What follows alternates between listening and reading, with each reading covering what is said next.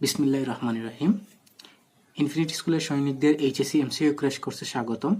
আজকে আমাদের দ্বিপদী বিস্তৃতির তৃতীয় ক্লাস। এর আগে আমরা আরো দুইটা ক্লাস নিয়েছি। আমরা দ্বিতীয় ক্লাসে কি শিখেছিলাম মাই ডিয়ার স্টুডেন্ট? দ্বিতীয় ক্লাসে আমরা শিখেছিলাম কিভাবে মধ্যপদ নির্ণয় করতে হয়। তো আমরা দেখেছি আমাদের এন এর মান জোড় হলে হচ্ছে একটা মধ্যপদ হয় এবং বিজোড় হলে দুইটা মধ্যপদ হয়, এবং কিভাবে আমাদের মধ্যপদের মান নির্ণয় করতে হয় আমরা সেগুলো হচ্ছে আগের ক্লাসে শিখে এসেছি। তো আমরা আজকের ক্লাসে কি শিখবো মাই ডিয়ার স্টুডেন্ট? আজকের ক্লাসে আমরা শিখবো ধনাত্মক সূচকের বিস্তৃতিতে মোট পদ নির্ণয়। এখন এই ধনাত্মক সূচকটা কি জিনিস? তোমাকে যদি এইরকম দেয়া থাকে, ধরো এরকম দেয়া থাকলো যে তোমার a1 plus a2 plus a3 plus dot dot dot plus হচ্ছে এ আটতম পদ। এই টোটাল যে এই একটা বিস্তৃতি, এই যে জিনিসটা আমরা লিখলাম, এর বিস্তৃতিতে মোট পদ আমরা কিভাবে নির্ণয় করব? আমরা কিছু এক্সাম্পল তোমাদের দেখাবো এই বিস্তৃতিতে মোট পদ।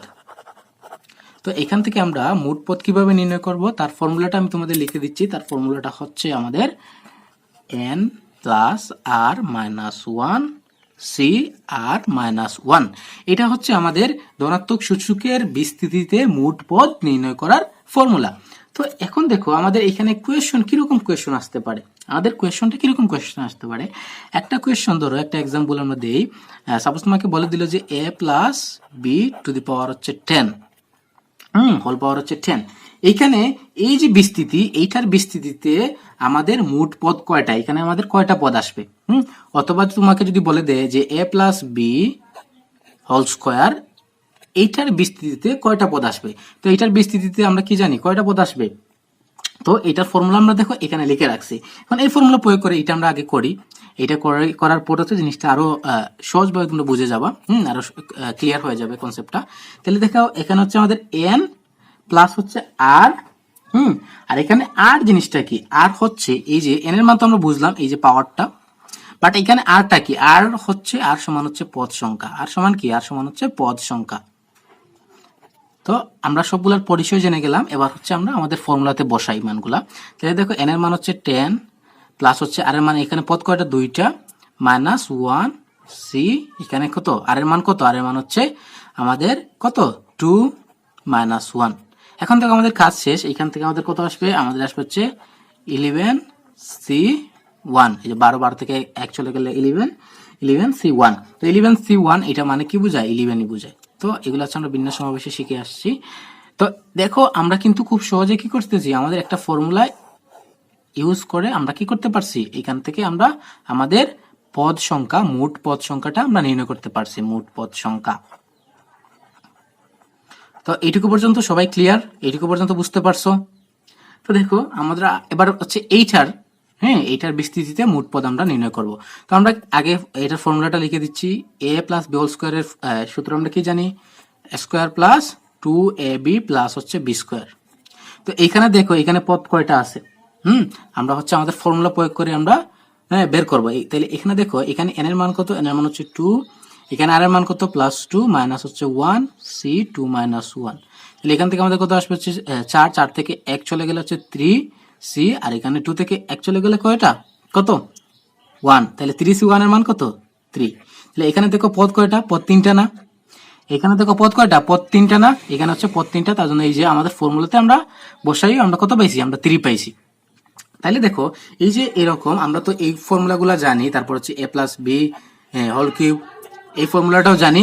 তারপর হচ্ছে আমরা এইগুলো হচ্ছে আমরা জানি, বাট হচ্ছে 10, 20, 30, আরো বড় বড় সংখ্যা দিলে আমরা কিভাবে নির্ণয় করবো? তখন হচ্ছে আমরা এই ফর্মুলাগুলা ইউজ করে আমরা নির্ণয় করতে পারবো। তো চলো আমরা আরো একটা বড় কোয়েশ্চন সলভ করি। একটা বড় কোয়েশ্চন নেই। আমরা কোয়েশ্চনটা নিলাম, সাপোজ ধরো a প্লাস বি প্লাস হচ্ছে C plus D plus E, আচ্ছা 5টা enough, to the power whole power হচ্ছে 50। এখন কোয়েশ্চনটা হচ্ছে এর বিস্তৃতিতে মোট পদ নির্ণয় করো। এর বিস্তৃতিতে মোট পদ নির্ণয় করো। তো এটার বিস্তৃতিতে আমরা মোট পদ কিভাবে নির্ণয় করবো? আমাদের ফর্মুলা কি? আমরা ফর্মুলা জানি কি? n প্লাস আর মাইনাস 1 সি আর মাইনাস 1। তো আমরা এই ফর্মুলাতে আমরা আমাদের মানগুলো বসাই দিই। n এর মান কত? n এর মান হচ্ছে 50, তারপর হচ্ছে প্লাস আর এর মান কত? এখানে পদ কয়টা? পদ হচ্ছে কয়টা? 5টা, মাইনাস হচ্ছে 1 সি, এখানে কত? 5 মাইনাস 1 আর মাইনাস 1। তো দেখো এখান থেকে আমাদের কত আসবে? আমাদের আসবে কত? এই যে 54 55 থেকে 100 গেলে 54, 54C4, এটাই আনসার। এইরকম যদি এমসিকিউ থাকে তাহলে তো এরকম কি এতটি পদ এরকম দেওয়া থাকবে, এর অপশনে এরকম দেওয়া থাকবে। আর যদি তোমার রিটেনে আসে বা এইচএসসি লেভেলে আসে, তখন তো তোমার হাতে ক্যালকুলেটর আছে, তুমি 54C4 এটার মান খুব সহজে কি করতে পারবা, বের করে নিয়ে আসতে পারবা। আর যদি এমসিকিউতে আসে তাহলে এই আকারেরই উত্তর থাকবে। তো এটা আমরা আশা করি বুঝতে পারছি। এবার হচ্ছে এই কোয়েশনটা তোমরা সলভ করো। তো তোমরা নিজেরা করবা যে a plus B plus c plus d to the power হচ্ছে আমরা কত দিই, 10 দিই। এর বিস্তৃতিতে মোট পদ নির্ণয় করো। তোমরা সবাই করো তো। এখানে ভিডিও পোস্ট করে অথবা আমি রেখে দিচ্ছি, তোমাদের সময় দিচ্ছি, তোমাদের সময় দিচ্ছি 1 মিনিট। 1 মিনিটের মধ্যে তোমরা জিনিসটা হচ্ছে সলভ করো। 1 মিনিট কিন্তু 1 মিনিট শুরু হয়ে গেছে, তোমরা নিজেরা প্র্যাকটিস করো।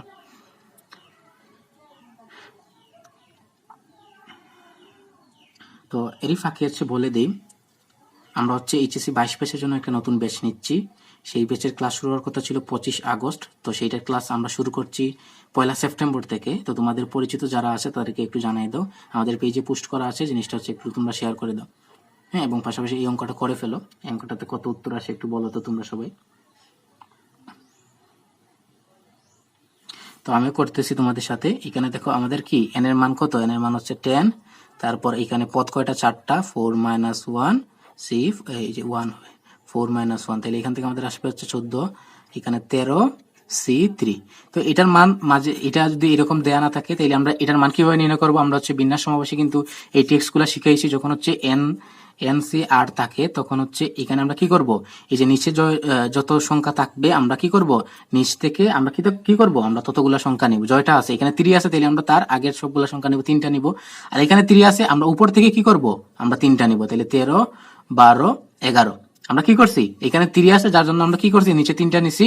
আর উপরে হচ্ছে আমরা কি করছি, এই যে সংখ্যা দেয়া আছে তার চাইতে আমরা কি করছি, আমরা নিচের দিকে আসছি, নিচের দিকে এসে আমরা 3টা নিছি। এটা হচ্ছে আমাদের শর্টকাট। এইভাবে শর্টকাটে কিন্তু এবার এই ক্যালকুলেশনটা আমরা করতে পারি। দেখো আমরা 2 দিয়ে এটাকে কি হবে, 6 হবে। এটা দ্বারা এটা কাট করলে আমরা কত আসে, 2 আসে। তাহলে দেখো 13 দুগুণে 26, 26 এর সাথে 11 গুণ করলে আমাদের কত আসে, 26 এর সাথে 11 গুণ করলে 26, 11 হচ্ছে 6, আর এখানে হচ্ছে আমাদের কত আসে, 28, 286 আসবে। তো এরকম শর্ট কোয়েশন দেওয়া থাকলে, এরকম সহজ ক্যালকুলেশন দেওয়া থাকলে তখন কিন্তু আমরা কি করে নিব, আমরা এইরকম মান দেওয়া থাকতে পারে, কিন্তু এরকম আমরা কি করবো, ক্যালকুলেশন করে আমরা জিনিসগুলো হচ্ছে বের করে নিব। তো এমসিকিউ এর যখন ছোট ছোট মান দেওয়া থাকবে তখন সেই মানগুলো আমরা কি করবো, এইভাবে বের করে নিব। আর যদি বড় মানে যে 54C4 এরকম আসছে, এরকম যদি আসে বড় বড় আসে, তাইলে হচ্ছে ওইটা কি থাকবে, অপশনে ওইরকম দেওয়া থাকবে। এগুলো নিয়ে পেরা খাওয়ার কিছু নাই। তো চলো আমরা একটু কঠিন কোয়েশন সলভ করি। এইটুকু পর্যন্ত সবাই ক্লিয়ার, আশা করি সবাই ক্লিয়ার। তো আমাদের যে নতুন ব্যাচ আসছে, তোমরা হচ্ছে এইগুলা সম্পর্কে একটু জানাই দিও তোমাদের পরিচিত জনদের। তো চলো আমরা একটু কঠিন কোয়েশন সলভ করি। এগুলো হচ্ছে সহজ জিনিসপত্র, এগুলো হচ্ছে আমরা সবাই পারবো আশা করি, এগুলাতে কোনো সমস্যা হওয়ার কারণ নাই। তো চলো আমরা একটা কঠিন কোয়েশন নেই।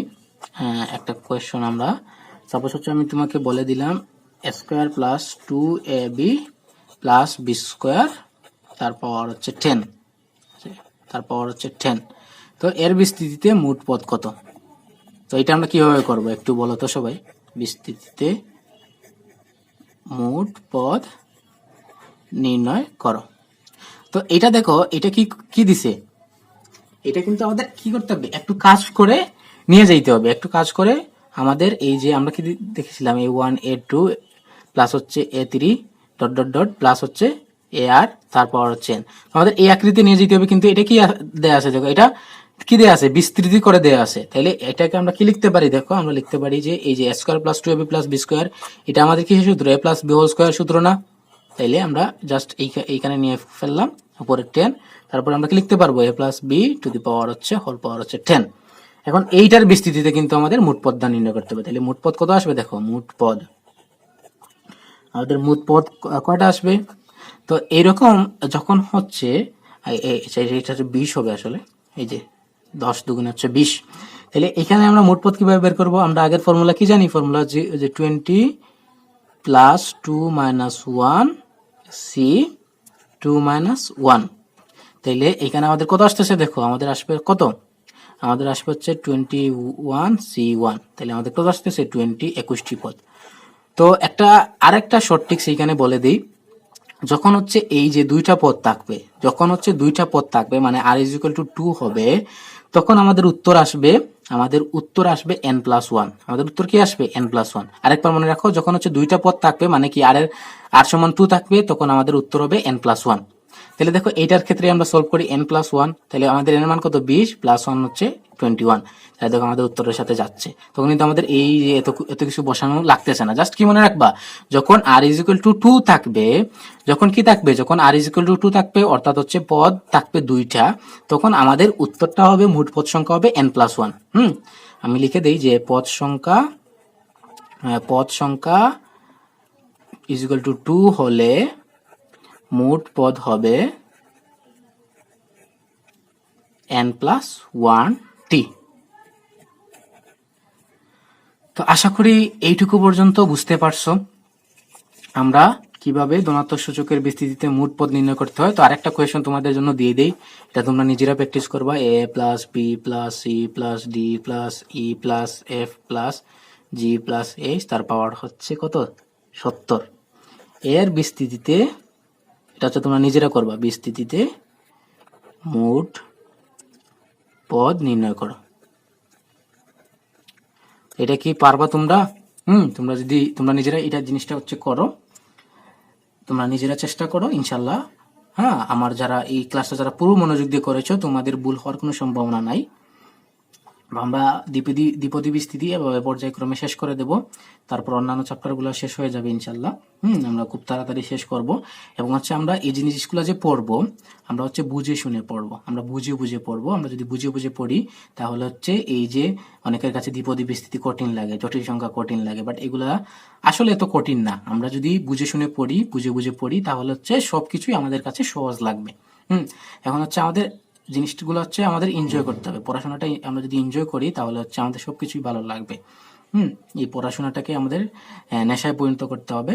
তো আজকের ক্লাসটা আমরা এখানে শেষ করতেছি। আমাদের পার্ট 3 এখানে শেষ। তারপর হচ্ছে চতুর্থ ক্লাস, পঞ্চম ক্লাস, এইরকম ক্লাস দিয়ে আমরা হচ্ছে দ্বিপদী বিস্তৃতি শেষ করে দেবো।